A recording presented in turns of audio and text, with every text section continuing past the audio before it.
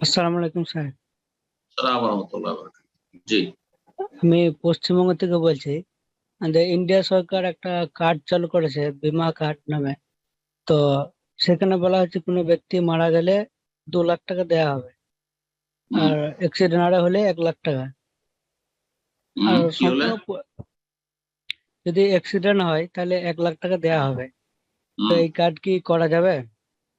কেন করা যাবে না? অসুবিধা কি? আর ব্যাংক থেকে 12 টাকা করে কাটা হবে বছরে বা মাসে, যায়। হুম। ব্যাংক থেকে কিছু টাকা কাটা হবে এই বীমার জন্য। ওটা কি কার্ডটা বিমার কার্ড? হ্যাঁ, বীমার কার্ড। কার্ডটা কিসের? সরকার এমনি কার্ড দিচ্ছে না বিমা সেটা? সরকার একটা বীমা হিসেবে দিছে। বিমা হিসাবে? সরকারি বিমা তো থাকে না, বিমা বিমা কোম্পানি আছে। ইন্স্যুরেন্স, বিমা হচ্ছে ইন্স্যুরেন্স, ইন্স্যুরেন্স কোম্পানি থাকে, তো কোম্পানি যদি হয় তো ইন্স্যুরেন্স। এগুলো ঠিক নয় আসলে।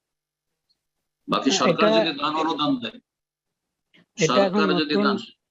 দান, আমার কথা শোনেন, সরকার যদি দান অনুদান দেয় যে কোনো জনগণকে, সে মুসলিম সরকার হোক আর অমুসলিম সরকার হোক, জায়েজ। বাকি কথা হলো যে তোমাকে বিমা করে আসতে হবে, তুমি যদি বিমা করে রাখো তাহলে এত টাকা পাবো, 1 লাখ 2 লাখ 5 লাখ পাবে, তো বিমা করা ঠিক নয়। বিমা করা জায়েজ নয়, ঠিক নয়। বিমা থেকে বেঁচে থাকবে, ইন্স্যুরেন্স বা বিমা থেকে বেঁচে থাকবে। ঠিক।